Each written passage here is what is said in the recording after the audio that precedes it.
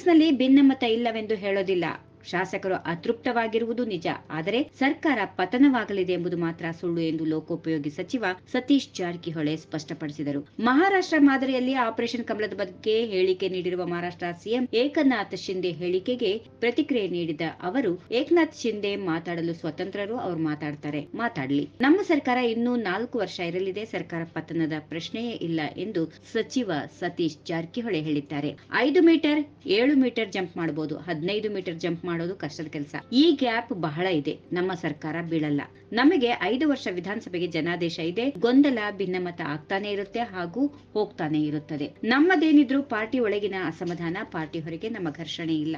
ಅವರ ಪಕ್ಷದಲ್ಲೂ ಭಿನ್ನಮತ ಇಲ್ವಾ? ಬಿಜೆಪಿಯವರು ಹೇಗೆಲ್ಲ ಮಾತಾಡ್ತಿದ್ದಾರೆ ಗೊತ್ತಿಲ್ವಾ? ವರ್ಗಾವಣೆಯ ಅಭಿವೃದ್ಧಿ ವಿಚಾರದಲ್ಲಿ ಸಮಸ್ಯೆ ಇರಬಹುದು, ಅದನ್ನೇ ಇಟ್ಟುಕೊಂಡು ಸರ್ಕಾರ ಬೀಳುತ್ತೆ ಅನ್ನೋದು ಸುಳ್ಳು. ಮಹಾರಾಷ್ಟ್ರ ರಾಜಕೀಯ ಬೇರೆ, ಅದನ್ನು ಕರ್ನಾಟಕಕ್ಕೆ ಹೋಲಿಕೆ ಮಾಡಲು ಬರೋದಿಲ್ಲ ಎಂದು ಅವರು ತಿರುಗೇಟು ನೀಡಿದ್ದಾರೆ.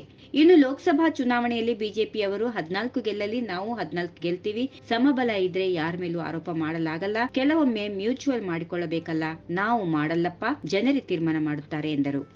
ಈ ವಿಡಿಯೋ ನಿಮಗೆ ಇಷ್ಟವಾದಲ್ಲಿ ಲೈಕ್ ಮಾಡಿ, ಶೇರ್ ಮಾಡಿ, ಸಬ್ಸ್ಕ್ರೈಬ್ ಮಾಡಿ.